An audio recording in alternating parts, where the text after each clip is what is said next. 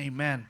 Last Sunday, brothers and sisters, no, giwali ni Pastora, no, ang loving people, the heartbeat of evangelism.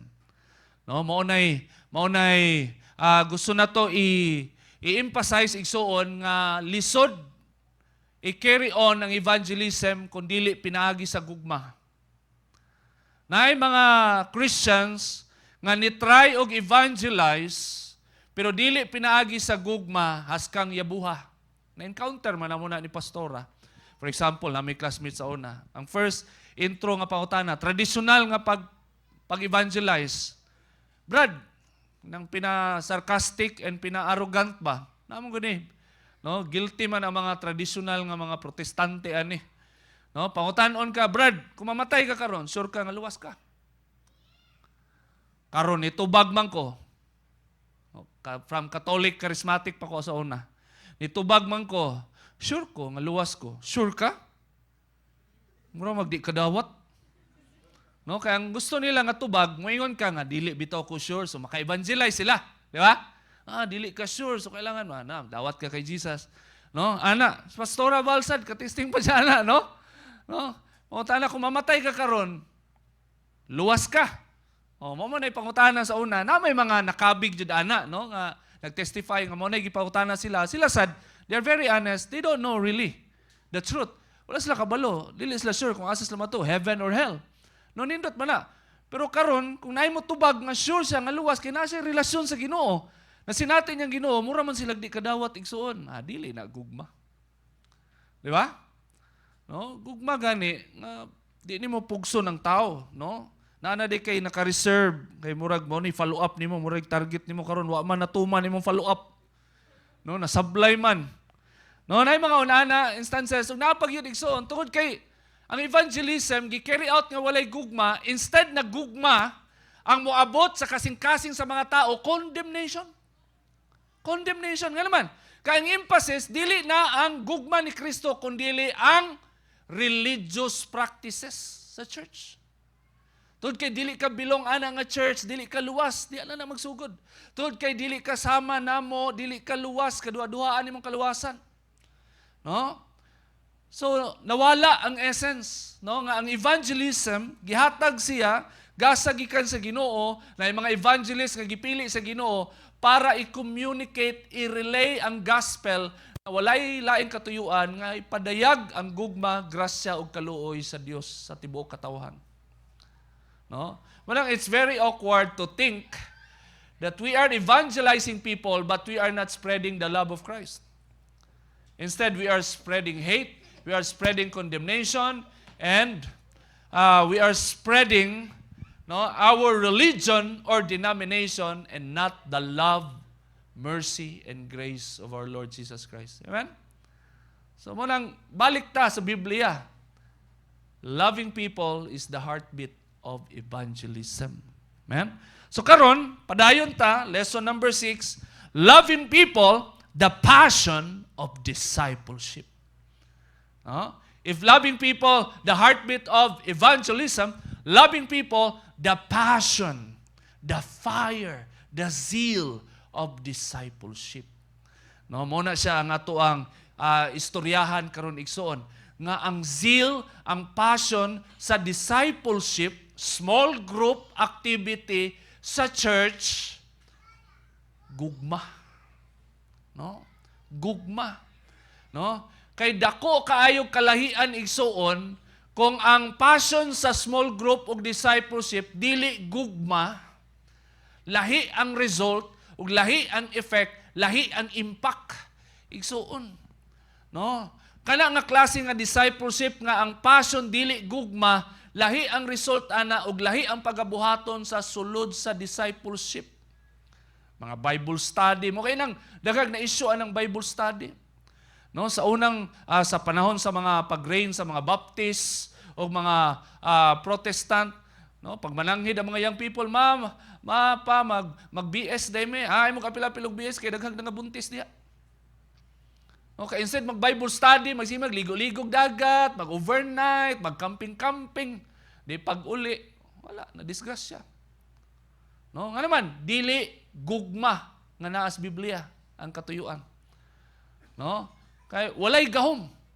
So wala na bag-o tungod kay wala man, no, dili man gugma, dili man ang passion, dili man gugma nga nagikan sa Biblia. No, so ato nang hisgutan karon unsa na ang klase nga gugma. So let's define discipleship. Discipleship in the Christian context refers to the process of following Jesus Christ and adhering to his teachings. That's discipleship. No? You follow Jesus and you adhere and you obey the teachings of Jesus. The term disciple originates from the Latin word discipulus, meaning learner or pupil. No? Kanang moapil ka og discipleship, you are admitting yourself, no, that you are a learner, that you are a pupil of God's word. Mo nay pasabot ana. Nang moapil kag discipleship, imuhang gitugyan nimong kaugalingon nga ikaw usa ka estudyante dinha sa pagtuo. No, in the New Testament, the Greek word matetes, no, from discipleship also, no, is used which also means learner or follower. That's according to biblehub.com. Still, in the Greek word, you are a learner, you are a follower of Jesus Christ. No, nga nung importante ni siya, learner or follower? Because the reality, nobody is perfect. Amen? No? In Christianity, walay nagapretend nga perpekto ta. No. Daghantag sami, wala pa si Kristo sa tuang kinabuhi. Daghang mga time nga daghantag mga butang nga tuang gimahayan. Natay mga mali nga desisyon sa tuang kinabuhi. Daghantag butang sa tuang kinabuhi nga kailangan pa i-arrange. Kailangan pa bag-uhon, kailangan pa natay matun-an. Og importante kaayo ang discipleship kay maunay avenue sa Ginoo nga ikaw nga luwasunon nga susama nako ug susama kitang tanan ni mao man jud nato ang spiritual state. Kinahanglan ta mosulod og discipleship kay wala na undang ang pagtawag ug ang pagbag-o sa Ginoo sa dihang gidawat nimo siya. Sugod pa lang na, entrance pa lang na. Kanang nay nag-evangelize sa imo, nagdala sa church, sinugdanan pa lang na, pero dili pa na mao ang totality sa katuyuan sa Ginoo kay gusto niya mahimo kaniyang disipulo. Kay pinaagi ana nga klase nga discipleship, biblical discipleship.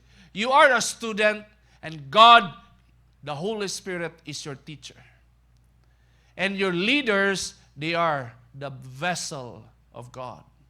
For you, no, nga matudluan ka, makabalo ka unsay tama og mali, matabangan ka nga mabag-o ug matarong ang imong kinabuhi, maunay katuyuan sa discipleship.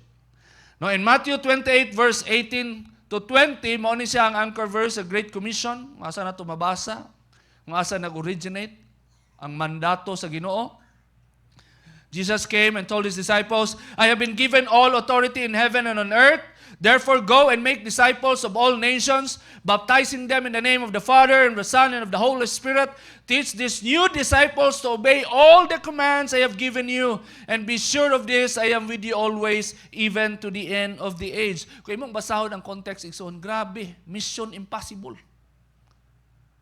Kaila kag ang gihatag sa Ginoo nga mission sa mga disipulo. Go and make disciples of all nation. Take note, pila lang kaadlaw, si Peter, gidinay niya si Jesus 3 times. Nangahadlok ang mga disipulo, nanagan, gibiyaan nila si Kristo. Ug karon gitagaan sila misyon nga ilahang idisipulo ang tibuok nasyon. Kaya ka, mission impossible na. Lisod kay na buhaton. Iksoon. All nations. And you know what? All nations, pagan nations, apil ang mga nation nga mukaon og tao. Dito sa Amazon, no, mga nation nga mupatay, musunog og mga tao, no, sa India, no, pagmamatyan ka og bana ang asawa, sunugong buhi. Ilubong ka kauban sa imong bana nga namatay. Una-ana ka grabe, no? Sa India hantod karon, gibawal naman na pero naagya po'y naga-practice ana karon. Dili lalim ang mandato sa Ginoo, go and make disciples of all nation. Muna, importante kay sa Ginoo nga naa ang Holy Spirit, ang gahom sa Ginoo ug naa ang gugma igsoon. Naa atong passion, fire, zeal. Kay kung walay gugma, walay mo dare.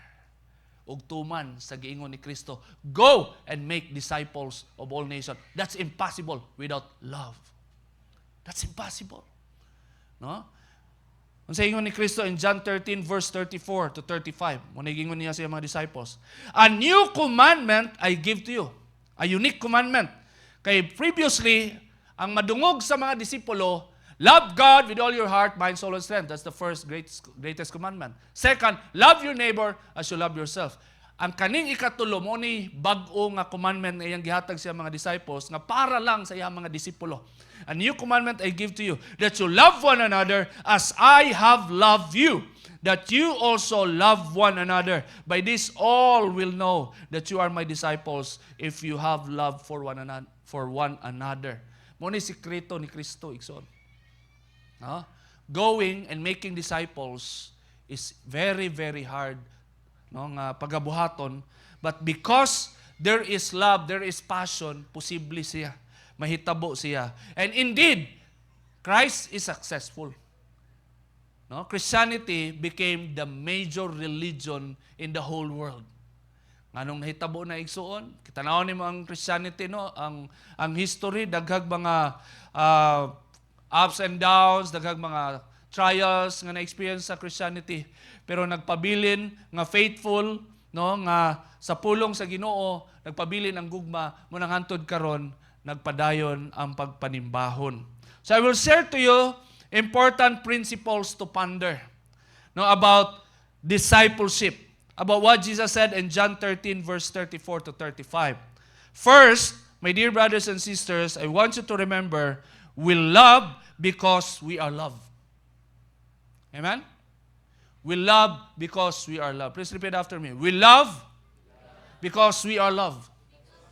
That's the first principle, no, in the real discipleship of our Lord Jesus Christ. No, giingon niya in John 13:34, a new commandment I give to you, that you love one another as I have loved you. No? So the point, brothers and sisters, you cannot give something that you don't have. You cannot share something that you did not learn. You have to learn something first for you to share a knowledge. You have to experience the love of Christ first for you to share His love to other people. No? Mao nay prinsipyo nga gusto ni Kristo nga mudulot sa kasing-kasing siya mga disipulo, that they are loved, no doubt. Matag usa sa ilaha gihigugma niya, wa siya gipili, apil si Judas iyang gihigugma. No? Si Pedro nga kabalo na siya nga i-deny siya ikatulo nga mag-fail na maulawan si Kristo, gihigugma niya. No? Mabitaw lang si Peter, grabe kayo siya kay ingon man siya nga pag ingon ni Kristo nga, no, biyaan ko ninyo. Biyaan ko ninyo, ako na lang mag-inusara. Niingon si Pedro first ni tingog, Lord, diligin na mo na buhaton, willing me mamatay nimo, we will die for you, we will go to prison everywhere. Pedro, i-deny ko nimo. Kadili, Lord, mamatay jud ko. Ano, hitabo gyud. Oh? Kung dili tungod sa gugma ni Kristo, di kabalik si Pedro ba? Naa pa siya balikan. Oh? Brothers and sisters, no, importante na kaayo sa discipleship, no, nga masinati nimo ang gugma ni Kristo, kay pag masinati nimo ang gugma ni Kristo, naa kay ma-share sa uban. Amen? So, dali na lang i-interpret ang tao igsoon. Pag tanaw nimo aning tawhana, uy, murag harsh man kay ning tawhana ni, arrogant man kaayo, murag may pakialam siyang isig kay ingon, selfish man kaayo. No, lisod man kayo pakibagayan. Unsa may nitabuan ning tawhana ni? It's very simple. Wa pa niya na sinati ang gugma ni Kristo. Wa pa siya nabago sa gugma. So you cannot force that person to show love to other people. No, you cannot force that person. It will become a legalism for him. So your prayer is, Lord, let him experience your love. No?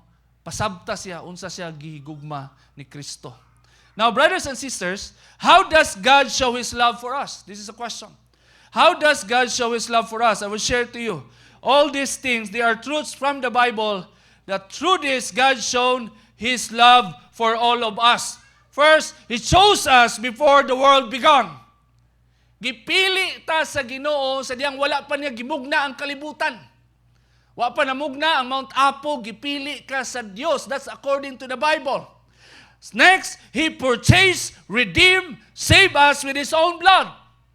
No, giluwas ka sa Ginoo, gipalit ka sa Ginoo, giluwas ka, gilukat ka, pinaagi sa iyahang hamili nga dugo. No, anak ka kahigugma sa Dios. Ikatulo, He accepted us. Gidawat ka sa Dios. Bisan pa man, ikaw mismo, di nimo madawat-dawat ang imong kaugalingon. Christ accepted you. God accepted you of who you are. Amen? No? Unsa may nahitabo sa imong past, unsa may nahitabo sa imong kinabuhi, gidawat ka sa Dios. Ikaw pa, He forgave us. Gipasaylo ta sa Dios sa tanan natong kalapasan. He cleansed us. Gihugasan ta niya. Igsoon sa tanang hugaw nga nahitabo sa tuang kinabuhi. He adopted us into His family. Very amazing. Wala lang ka gipili, wala lang ka gilukat, wala lang ka gilimpyuhan. Gi-adopt pa jud ka. Gi-adopt ka. Na spiritual adoption, gihimo kang anak sa Dios. No? Christ adopted you into His family. And He transformed us into a new person. He transformed us into a new person. God did not just fix your life, but He erased your old life and gave you a new, brand new life. Bag-o nga kinabuhi. Mo'y gihatag sa Ginoo. Dili pitsi-pitsi, dili mediocre nga kinabuhi ang gihatag sa Ginoo. Bag-o nga kinabuhi nga kang Kristo lamang nimo makita igsuon. Ngunana ta kahigugma sa Ginoo. And then He empowered us by His Spirit. Wala lang ta niya gibago, wala lang ta niya gilimpyuhan, wala lang ta niya gi-adapt. Gi-empower pa yun ta niya sa iyang espiritu para matagkaroon og unya, manaman ay mga pastor, wala ay mga leaders, ug wala. Kaya ka i-encourage, kaya ka dasigon sa tuang buhi nga Dios. Ngunana ka niya kahigugma igsoon. And then, di pa yun enough, He'll live within us. Dili pa enough. Gipili ka, gilukat ka, giluwas ka, gihugasan ka, gi-adapt ka, gi-empower ka. Grabe. Di pa yun enough. Nipuyo pa yun siya sa imong kinabuhi igsoon. Grabing gugma, no? Na di yun siya mubiya nimo. Ubanan jud kaniya, bisag asa ka mo adto, maski pag sa beer house ka mo adto, ubanan kaniya. No? Bisag asa ka mo adto, ubanan kaniya. No? Nga naman, ulana kaniya ka, igugma, igsoon. No? That's how God showed His love for all of us. Ug kana nga klase nga gugma, mao nay gusto niya nga masinati nato. Kay pag masinati nato na, naan natay gugma para sa uban. Amen. No? Unsay giingon, no, ni Apostle John in 1 John chapter 3 verse 16. Maniingon ni Apostle John, we know what real love is because Jesus gave up His life for us. So, we also ought to give up our lives for our brothers and sisters. Apostle John said, kabaluta, unsay tinuod nga gugma. Mao nay tinuod nga gugma. Gihatag ni Kristo ang iyang kinabuhi alang kanato. Para mahitabo to tanan. Para makabalo ka nga gipili ka. Dili ka aksidente. Dili ka inferior, importante ka. No, naay kay luna sa gingharian sa Dios. No? Dili ka aksidente. Naiplano ang Ginoo sa imo, dili na kay purpose. No? Gusto ka sa Ginoo nga mahimong gusto ka niya i-adapt, gusto ka niya empower, gusto niya mukuyog nimo. Tanang gugma ipadayag sa imo ha. No? And so, because you experience the real love that is in Jesus, then Christ is expecting you to give up your life for your brothers and sisters. nga gugma, real love, ang ato ang ipakita, ipadayag, igsuon. If that is the principle that we will follow, inside the church, walay mo take advantage sa imuha. Walay mo gamit sa imuha for the sake of taking advantage you, for the sake of abusing you. Walay tao sulod sa church manglibak sa imuha. Walay tao sulod sa church mo slander sa imuha. Mubuhat og dili mao sa imuha. Mubuhat og mga butang nga dili iya sa Dios, nga naman kay tinuod ang gugma, biblical ang gugma nga atoang nasinati gikan kang Kristo. Ug kana nga gugma maunay mugiya, ug maunay kalayo, maunay passion sa discipleship sulod sa church. Pag dili na nga klase nga gugma, tawhanon nga gugma, dili gugma ni Kristo ang i-manifest sulod sa church, then people will become crazy. No? Ang discipleship, imbis discipleship of transformation, mahimo na siyang discipleship of gossip, slander, discrimination, and discipleship of competition.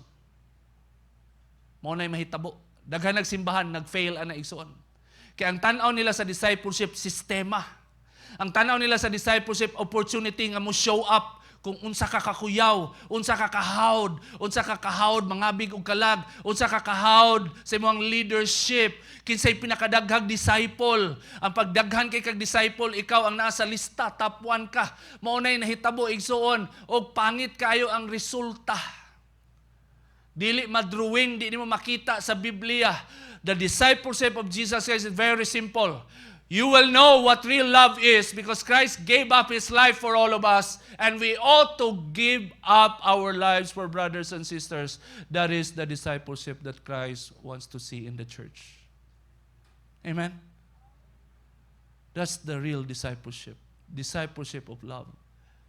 Nung nabay competition nga pahigugma ay, kontisay kinsay pinakadako gugma. Yeah. Kung tinaay competition nun ana, okay, let's begin the competition. No? That's the real discipleship. So, remember always the principle. We love because we are loved. No? I-remember na, no? Higugma ta gubang tao, higugmao na to mga brothers and sisters sa discipleship tungod kay gihigugma ta ni Kristo. Ikaduha nga punto. Brotherly love or sisterly love is the mark of Christ discipleship. Natay emphasize ana igsoon. Brotherly love is the mark of Christ discipleship. No, daghang klase nga discipleship, daghang ka makita na mga church, they have discipleship.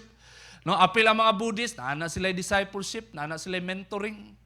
No, apil ang mga different religion, they have mentorings also. They have this so-called an avenue to disciple people. Dili lang Christianity ang nagagamit og term of disciple or discipleship.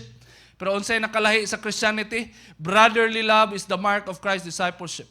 Now in John 13:34, gingon dinhi, by this all will know that you are my disciples if you have love for one another.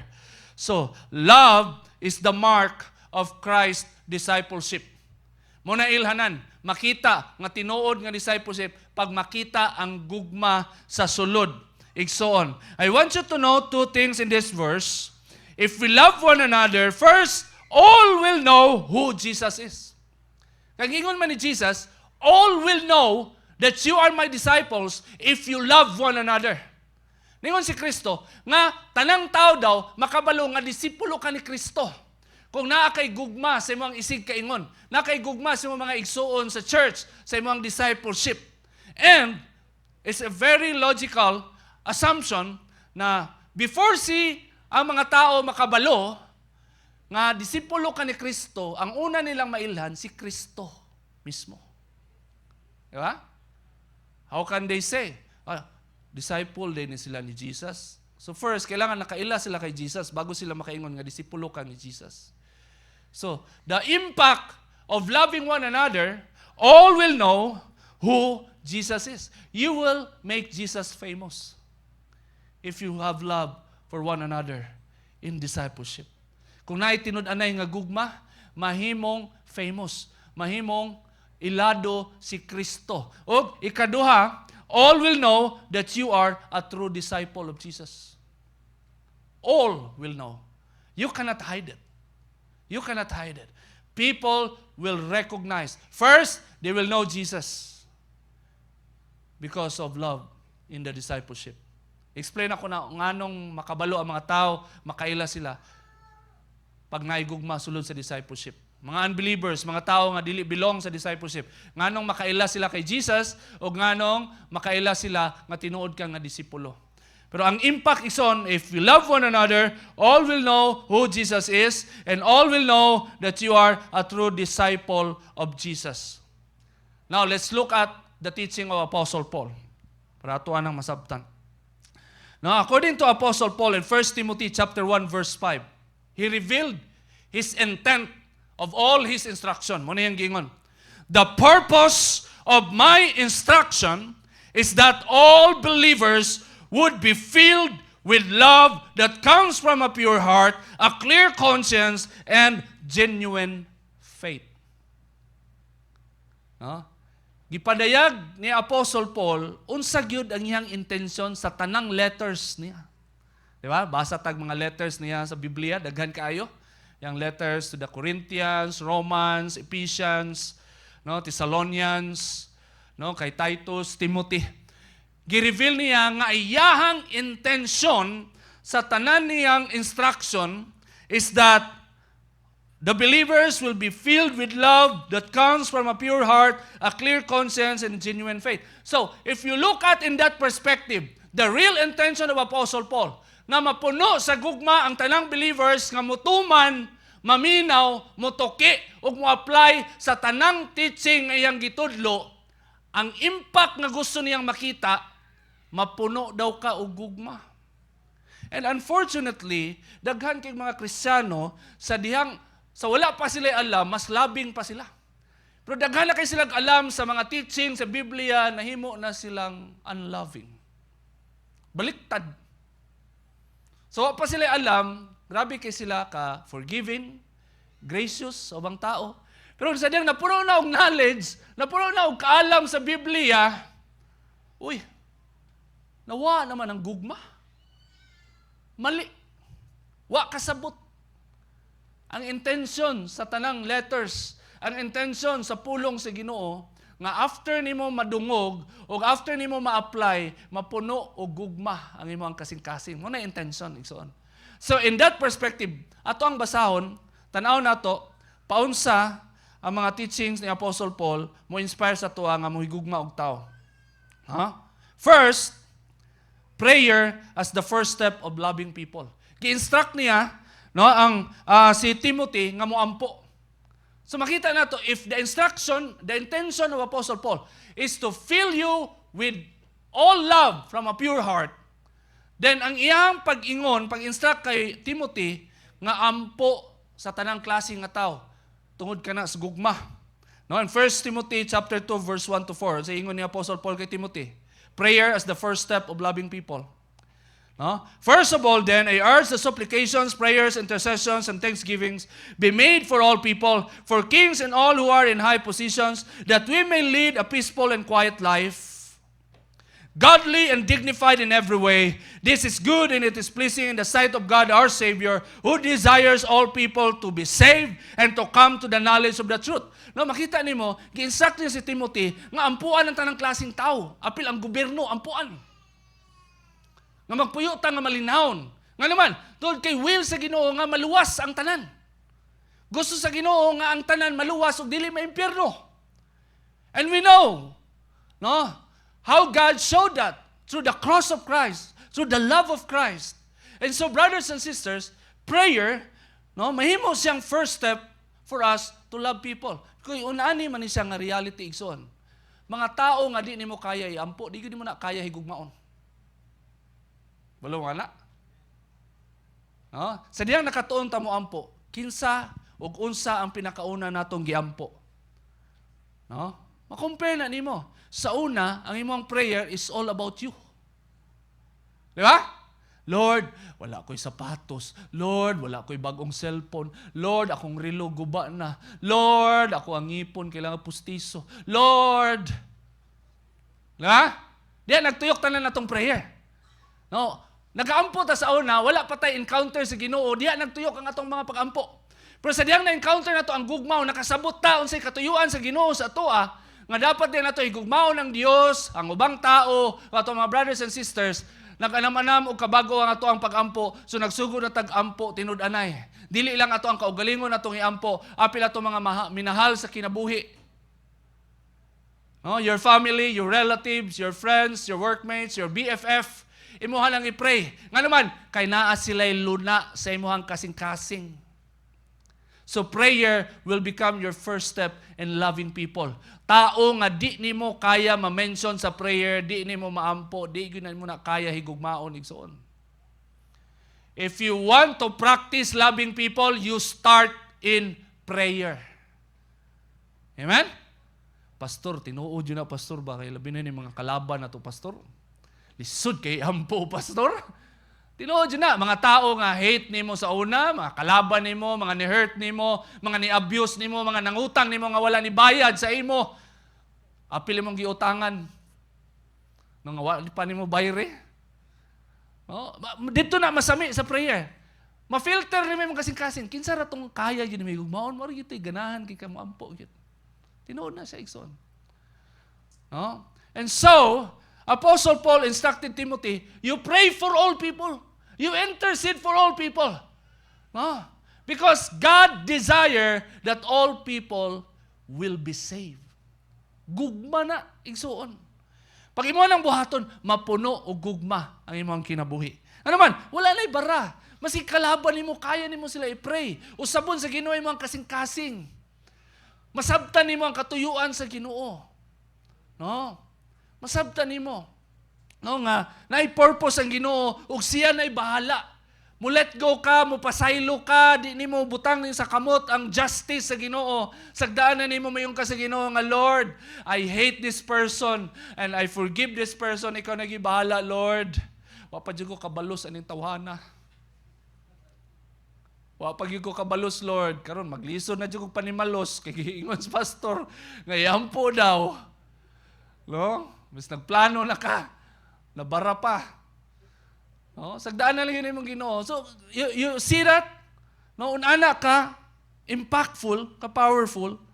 No? If makuha na to ang intent sa teaching ni Apostle Paul, nga ang purpose, ang ending o ang bottom line, sa tanang teaching niya, mapuno o gugma ang atong kasing-kasing. Ikadua, welcoming environment gives us a glimpse of God's love.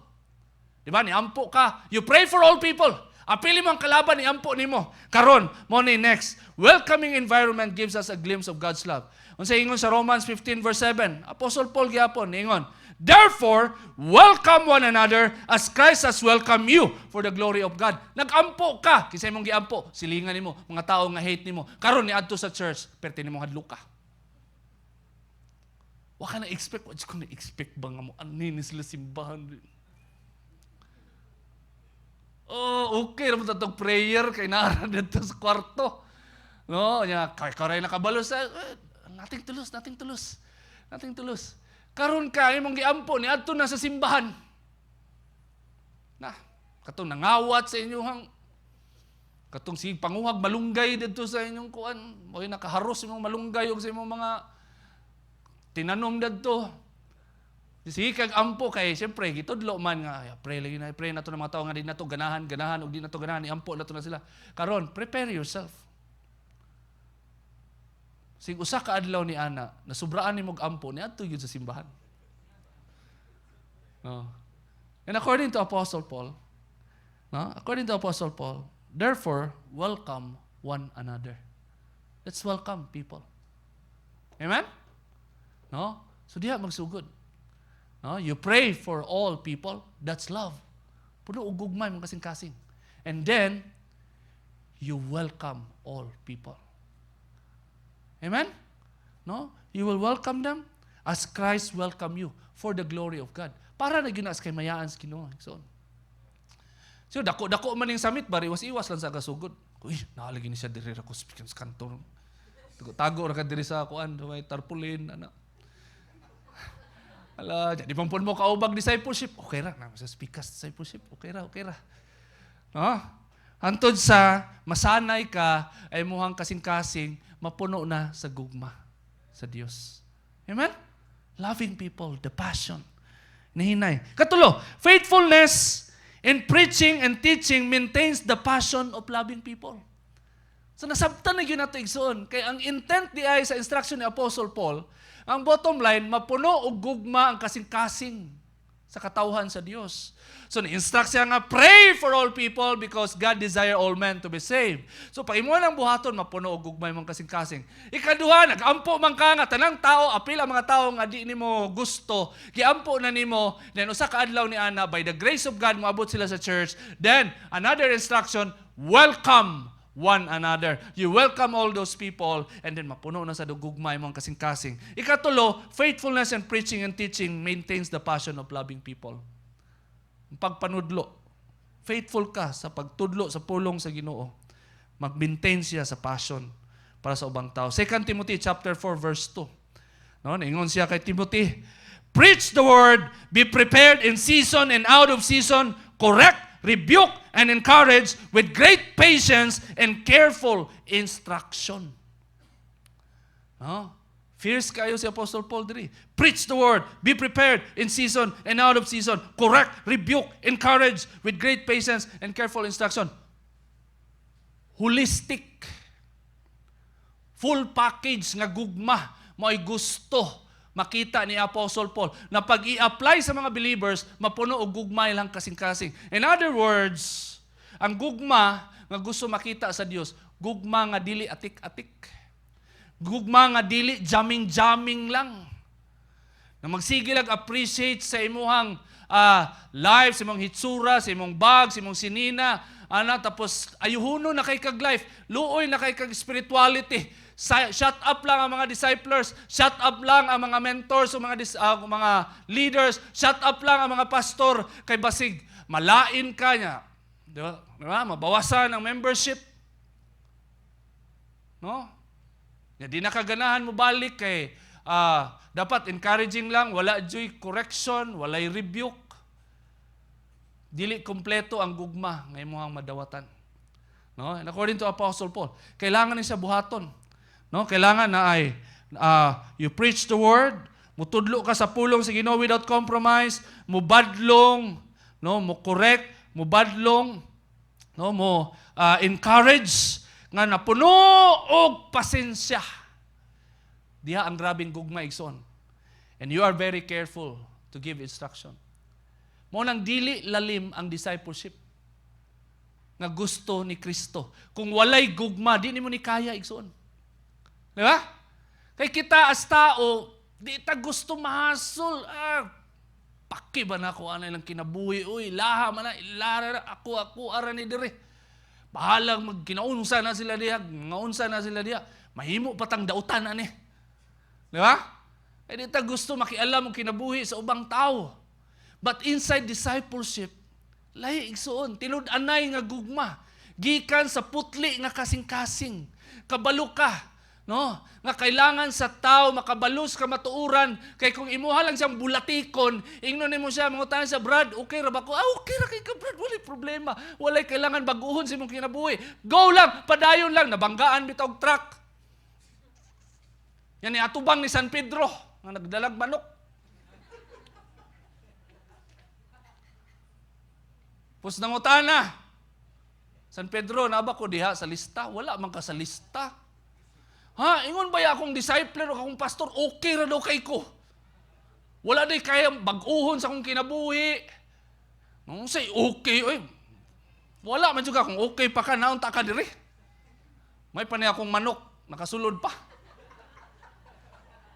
No, ikaw wala juga, okay kay kada to sa imong discipleship, pero diri sa lista sa langit, wala man ka na-apil. B. So dili juga okay. No? Kinsa may sayop ani San Pedro? Ikaw gihapoy sayop ani. Ikaw joy alakansi. No? Brothers and sisters, importante kay ni siya. Ha? Nga ang gugma nga ato ang gina-celebrate dili tolerant nga gugma. Dili gugma nga atik-atik.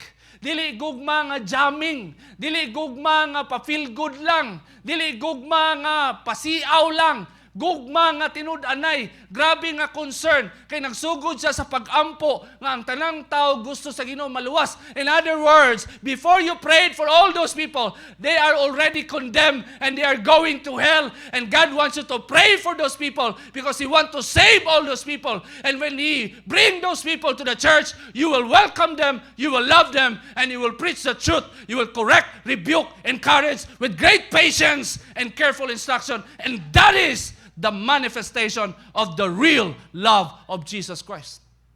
Amen? That's the love of Christ. That's the love of Christ. No, that's how we maintain passion. Munang sa unani nga klase nga passion, dili tanang tao makaangay. Gibuhat nimo ang tama sa Ginoo na ubang tao dauton nila pag hunahuna. Because they don't want correction. They don't want rebuke. They just want encouragement. Nature na sa tuwa. Di ba? Pag maatubang ta sa salamin, moingon, may yutang nga gwapo ta. Di ba? Kisabay na ingon, pangita yun. Bisan.